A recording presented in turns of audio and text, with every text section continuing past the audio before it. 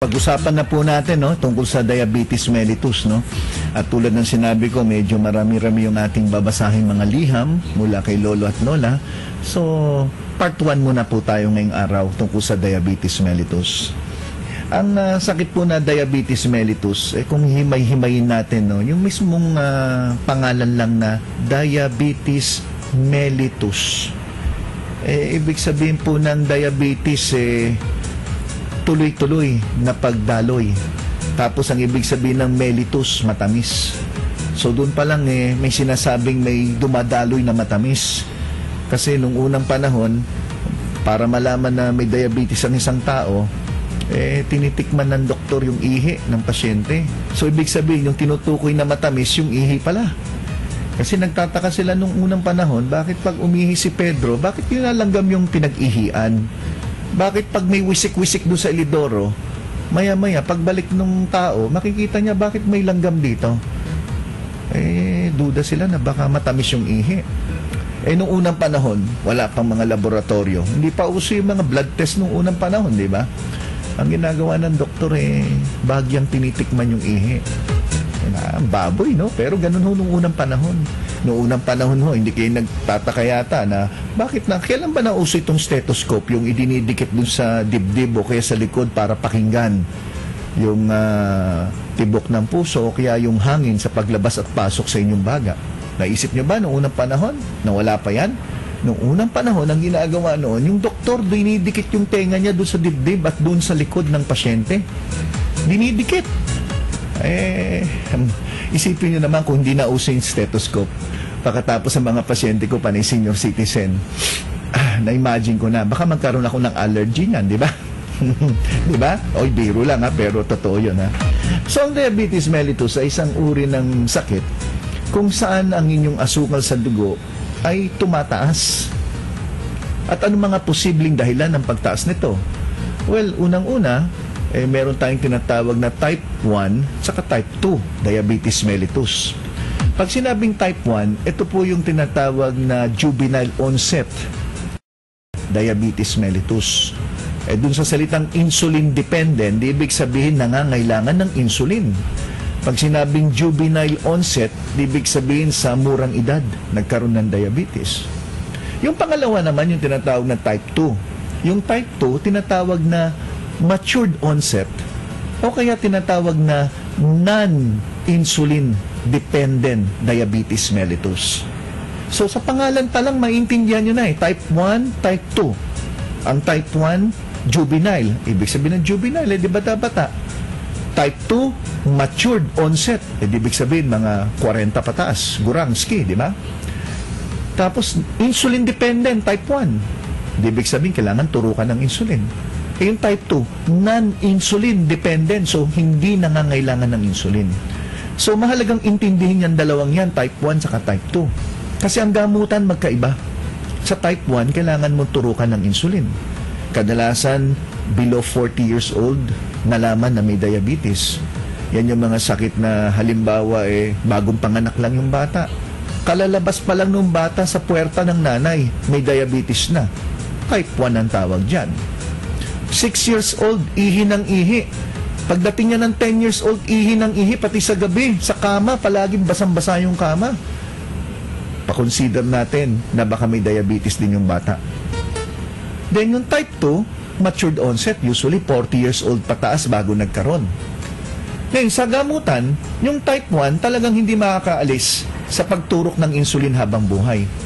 Yung type 2 naman, hindi kailangan ng insulin. Kailangan lang ng mga gamot, tableta, kapsula na maaring tumulong sa isang pasyente para gumanda ang paggana ng kanyang pancreas o yung tinatawag na lapay.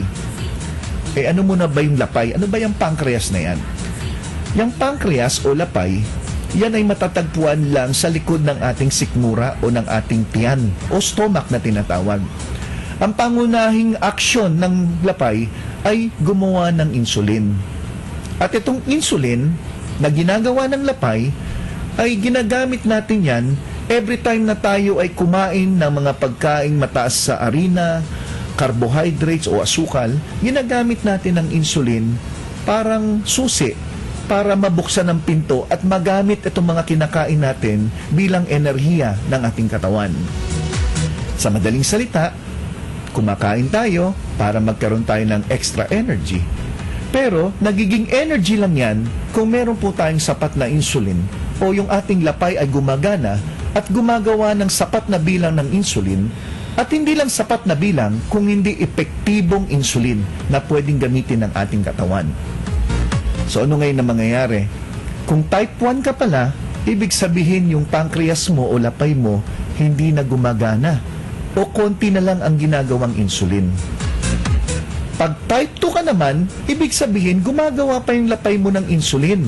Ngunit sa anumang dahilan, hindi nagagamit ng katawan nyo ng maayos. Doon pumapasok ang mga gamot para makatulong na magamit natin yung insulin na ginagawa pa ng lapay nyo. Yan. Sa tingin ko naman, naintindihan nyo na po yan, ha? Baka naman sabihin nyo, hindi nyo naintindihan yan, nasasapakin ko kayo, ha?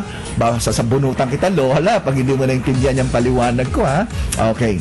Hindi, biro lang po. Lambing lang po yan, ha? Kasi baka mga nakikinig sa inyo, hindi pa ako kilala. Halimbawa, sumakay ng taxi. Magandang hapon nga pala sa mga taxi na nakatunin dito, no? Lalo na yung mga operation tulong, no? Yung mga operation tulong na volunteer po yan na nagre-report dito. Binabati ko po kayong lahat. I'm sure nakatuto kayo ngayon dito. Baka yung pasahero nyo, hindi naman ako napapakinggan. Baka sasabihin, ano ba naman doktor yan? Ang tawag, gurang. Alam nilang lambing lang yun, di ba? Ng mga listener natin. So, pinapaliwanag ko lang yung diabetes, ha? Okay. Happy listening sa mga first-timer. Ganyan talaga pag first time, minsan masakit. Masakit pakinggan yung mga sinasabing gurangski, ganyan-ganyan, sabunutan, ay kuruting kita sa singit, ganyan. Pero biro lang po yun. Hindi ko naman talaga gagawin yun. Ano sa tingin nyo sa akin? Kukurot ako sa singit ng senior citizen? Hindi, no? Bata, pwede pa siguro. Okay. Ngayon, ang diabetes po ay pataas ng pataas ang bilang sa ating bansa. Dito sa Pilipinas, tinatayang nasa 3.5 million ang may diabetes. Ito po yung mga nakakaalam na meron silang diabetes. Ang mas matindi, doble po ang hindi pa nalalaman na may diabetes sila. Ano ibig sabihin nun? Aba, nakikinig ka ngayon. Akala mo wala kang diabetes. Yung pala meron kang diabetes. By the time na meron kang naramdaman, o kaya nagkataon na may annual physical check-up, annual check-up sa opisina, medical exam, at require ka na magpa-examine, o kaya insurance, magpapa-insurance ka ng life insurance, kailangan ng blood test. Doon lang nalaman na mataas ang sugar. Kasi po, maraming mataas ang blood sugar, medyo bata-bata ka pa, wala ka nararamdaman. By the time na may naramdaman ka na, baka naman may komplikasyon na yan.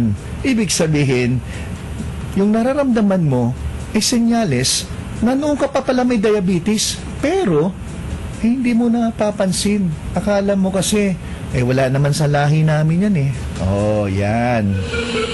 So, in short, ano ba ang dahilan na nagkaroon ng diabetes ang isang pasyente? Bagamat sinasabi natin na ang lahi ay isa sa dahilan, hindi naman porket lahat ng nakikinig na walang lahi ay hindi na magkakaroon ng diabetes. Halimbawa, nakikinig ka ngayon, tatanungin kita, ikaw nakikinig ngayon, ikaw ba may diabetes? Sasabihin mo, Dok, wala. Okay. Ang nanay mo at tatay mo may diabetes? Dok, wala rin po. Ang kapatid mo may diabetes?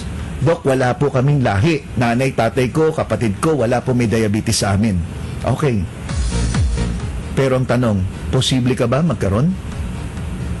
Ang sagot, yes na yes. Bakit?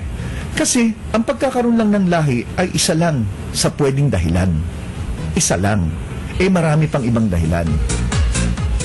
Ano pang ibang dahilan? Number 1, overweight. Pag sobrang timbang nyo, malaking tsansa na magkaroon ka ng diabetes. Pangalawa, kung ikaw ay malakas kumain ng mga pagkaing maarina, lalong-lalo na po yung mga tinatawag nating complex carbohydrates, nandyan na po yung kanin, tinapay na puti, yan.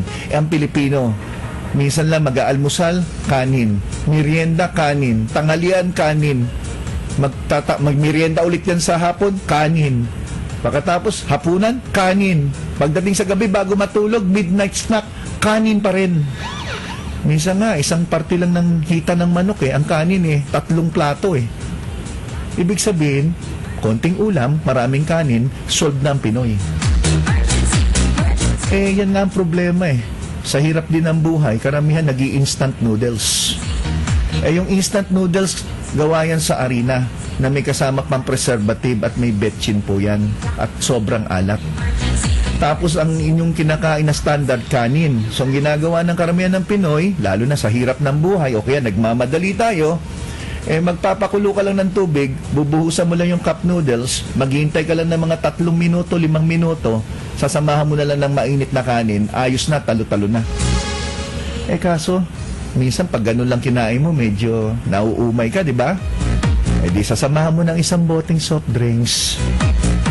So, may soft drinks ka na isang bote, di bali sana kung isang lagok lang yan, kaso 12 ounces yata yung tinitiran nyo. Tapos may kanin ka ng 2 tasa siguro dahil masiba ka. Tapos may cup noodles ka, minsan ang isang cup noodles, konti lang, so baka dinadalawa mo pa. Ayun, pinagsama mo yung 3 number 1 na dahilan na nagkukos ng diabetes. Nagkataon ng trabaho mo, matensyon, ang dami mong iniisip na problema, palagi ka may pressure, meron kang deadline na hinahabol, yung stress, yung tension, yung problema mo sa asawa mong pasaway, parehong babae o lalaki, problema mo sa mga anak mo, problema mo sa mga inaalagaan mo sa bahay o negosyo mo, lahat yan ay stress. Nagpapahina din po ng inyong atay na nagpapataas ng cortisol na isang uri ng steroid sa inyong katawan na nagpapataas din ng inyong blood sugar. Ang galing, no? Tapos babae ka, ang anak mo 5, 6, 7, 8, 9, 10. 12 anak mo. Maraming anak, ang isang babae, mas lalong nagkakaroon ng tsansa na magkaroon ng diabetes. Tapos nagkaroon ka ng infeksyon sa lapay. Abay, nagkaroon ka ng infeksyon sa lapay, bacterial o kaya viral infection. Di syempre, humina si lapay, hindi na makagawa si lapay ng insulin. So, ang lapay naging lupaypay. Di so far, yung mga sinasabi ko, di ba? Medyo may sense na, di ba? Nasamahan pa ng side effect ng gamot. May mga gamot na nagpapahina ng atay. May mga gamot na bahagyang tumataas ang blood sugar. Halimbawa, steroids. Yung mga umiinom ng gamot na para sa asthma, yung may steroids, dexamethasone, prednisone, lahat na may zone sa dulo, S-O-N-E. Kadalasan po yan, nagpapataas ng inyong blood sugar. Ay, nako, akala natin kain lang, no? Hindi pala, no? Ang dami palang dahilan. Kaya iniisip ko kung naintindihan lang ng tao kung bakit nagkakaroon ng diabetes at hindi niya alam na ang lahi lang, akala niya pala, lahi lang ang dahilan. Since wala akong lahi, pwede akong kumain ng leche plan.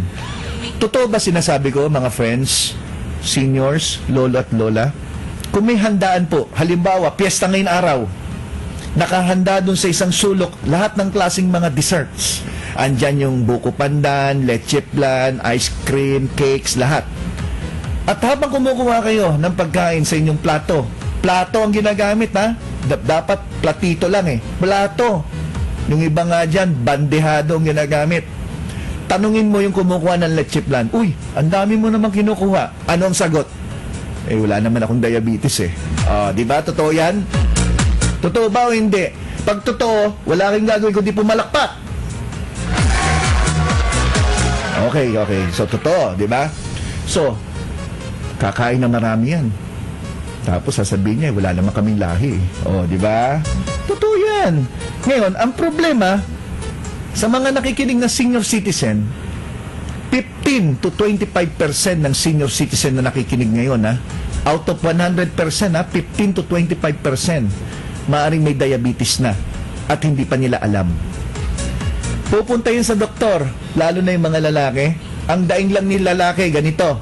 Dok, napansin ko si barangay chairman, medyo kinakapos na. Aba, sasabihin ng doktor, baka naman mataas ang blood sugar mo. Teka, patingnan natin yung blood sugar mo. Doon lang nalaman na may diabetes. Kasi po, ang erectile dysfunction, o sa Bisaya, tama ba yung dili nakatindog ang patutoy, utin, o ano bang tawag nyo dyan? Basta pare-parehong tawag doon, no? Pero isa lang itsura. Okay. Di ba, totoo? Pupunta yung doktor, pupunta yung pasyente, sabihin ng doktor, sige, pa-examine mo yung sugar na mo para makasiguro. Kasi ikaw baka mataas blood pressure mo, baka may gamot kang iniinom at kung ano-ano pa, di ba? So, kita nyo, maraming ganyan. O kaya, nangangati ang balat. Napansin, Dok, ba't parang nangangati ang balat ko palagi? Tapos, napansin, parang nangangayayat. Uhaw na uhaw, palaging tuyo lalamunan, inom ng tubig. Wiwi ng wiwi, kakawiwi lang, wiwi na naman. Pagkatapos, palaging mainitin ng ulo. Dati, ang bait-bait ngayon, ang sungit-sungit.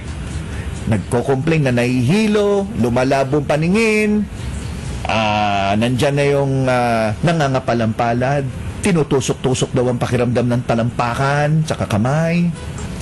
Bakit may sugat na hindi agad-agad gumagaling? Tapos, yung babae, sasabihin, makati yung puwerta. Para may kesong puti na lumalabas na masangsangang amoy.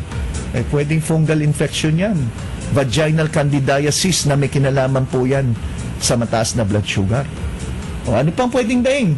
Aba, Dok, bakit nagiging makakalimutin na ako? Bakit madali akong pinupulikat? Bakit nangihina ako? Bakit pag-ihi ko, ang baho ng amoy? Pwede palang senyalis na mataas ang blood sugar. O, di ba? So, lahat ng mga sinabi ko, pag naramdaman nyo, saka lang kayo pupunta sa doktor, di ba? Kasi dapat, kung may tinatawag na well baby check-up, dapat meron din well gurang check-up. Walang sakit, pupunta sa doktor kada buwan, kung pwede, pa-check up. O kaya kada taon man lang magpa-blood test kayo. Huwag niyong intayin na may nararamdaman kayo, dahil pag may nararamdaman kayo, baka komplikasyon na po yan. So sa ating pagbabalik next week, pag-usapan natin yung part 2. Ano yung komplikasyon, ano yung dapat gawin, anong dapat kainin, anong dapat iwasan. Next week na yan sa part 2. Sa ating pagbabalik, ang pag-uusapan na natin, yung mga liham ni Lolo at Lola. Ano ba yung mga liham na yan? Basahin natin at makinig kayo para pagpulutan nyo ng aral. Di ho ba? Di ho ba? Siyempre! Bakit natatakot ka? Siyempre, Doc. First time ko maoperahan No problem. Huwag ka mag-alala. Pareho lang tayo. First time ko rin mag-opera.